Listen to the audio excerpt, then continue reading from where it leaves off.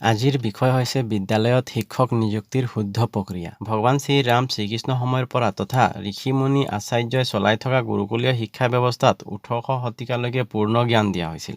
যাৰ ফলত ল'ৰা-ছোৱালীয়ে বৈদিক গণিত, বিজ্ঞান, চিকিৎসা শাস্ত্ৰ, শল্য চিকিৎসা, খগোল শাস্ত্ৰ ইত্যাদি 18 বিষয়ৰ ওপৰত জ্ঞান দিয়াৰ লগতে ল'ৰা-ছোৱালীৰ চৰিত্ৰ নিৰ্মাণৰ বাবে গীতা, ভাগৱত, মহাভাৰত, ৰামায়ণ, যোগশাস্ত্ৰ ইত্যাদিৰ জ্ঞান দিছিলে। বৰ্তমান অসমত অকল শিক্ষাৰ ওপৰত জ্ঞান দিয়া হৈছে।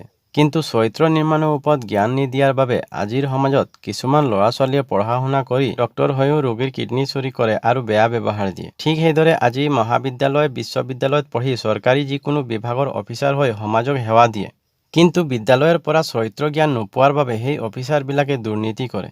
ঠিক সেইদৰে বিদ্যালয়ত পঢ়ি ইঞ্জিনিয়াৰ হয়, কিন্তু বিদ্যালয়ত চৰিত্ৰমূলক পাঠদান নকৰাৰ বাবে সেই ল'ৰা-ছোৱালী ইঞ্জিনিয়াৰ হৈ সমাজৰ কাম কৰে। কিন্তু ৰাস্তা, ঘৰ, ৱাল, দলং ইত্যাদি বনালে দুদিনত ভাঙি যায়। কাৰণ চৰিত্ৰ জ্ঞান নথকাৰ বাবে দুৰ্নীতি কৰে। ঠিক সেইদৰে বিদ্যালয়ৰ শিক্ষকৰ চৰিত্ৰ তথা জ্ঞানৰ অভাৱ হোৱাৰ বাবে বিদ্যালয়ত পঢ়া কণমানি ল'ৰা-ছোৱালীৰ ভৱিষ্যতত বিপদ হোৱাৰ সম্ভাৱনা থাকে। সেইবাবে এজন শিক্ষক হোৱাৰ যোগ্যতা টেট পৰীক্ষাৰ ওপৰত ভিত্তি কৰি দিয়াৰ লগতে বিদ্যালয়ত পঢ়াই থকা অৱস্থাৰ গ্ৰাউণ্ড ৰিপৰ্ট ল'ব লাগে।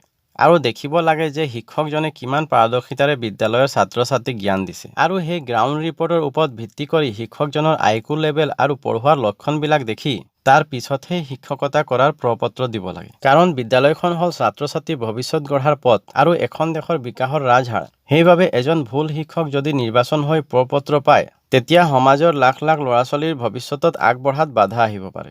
লগতে ছাত্ৰ-ছাত্ৰীক যোগ শিক্ষা দিয়াটো অতি প্ৰয়োজনীয়। কিন্তু আজিও চৰকাৰী বহুত বিষয়া, ইঞ্জিনিয়াৰ ইত্যাদি আছে অকণমান সংস্কাৰ থকা বাবে দুৰ্নীতি নকৰে। ইয়াৰ পৰা বুজিব পৰা যায় যে বিদ্যালয়ত শিক্ষাৰ যিমান প্ৰয়োজন তাতকৈ অধিক চৰিত্ৰ নিৰ্মাণমূলক জ্ঞানৰ প্ৰয়োজন। আৰু এই চৰিত্ৰ নিৰ্মাণৰ বাবে বিদ্যালয়ত যোগ শিক্ষাৰ লগতে গীতা, ভাগৱত, ৰামায়ণ, মহাভাৰতৰ ইতিহাস গ্ৰন্থ পঢ়োৱা অতি প্ৰয়োজন। নহ'লে আমাৰ বিদ্যালয়ৰ পৰা ওলোৱা ছাত্ৰ-ছাত্ৰীৰ চৰিত্ৰমূলক জ্ঞান নথকাৰ বাবে সেই শিক্ষাৰ জ্ঞান লৈ তাৰ সৎপ্ৰয়োগ নকৰাৰ বাবে সমাজখনক ধ্বংসপথত লৈ যাব। কাৰণ চৰিত্ৰ জ্ঞান নলৈ অকল শিক্ষাৰ জ্ঞান লৈ ইঞ্জিনিয়াৰ হ'লে ৰাস্তা ঘৰ বেয়াকৈ বনাব, দুদিনত ভাঙি পৰিব। সেইবাবে বিদ্যালয়ত শাস্ত্ৰৰ জ্ঞান দিয়া অতি প্ৰয়োজন।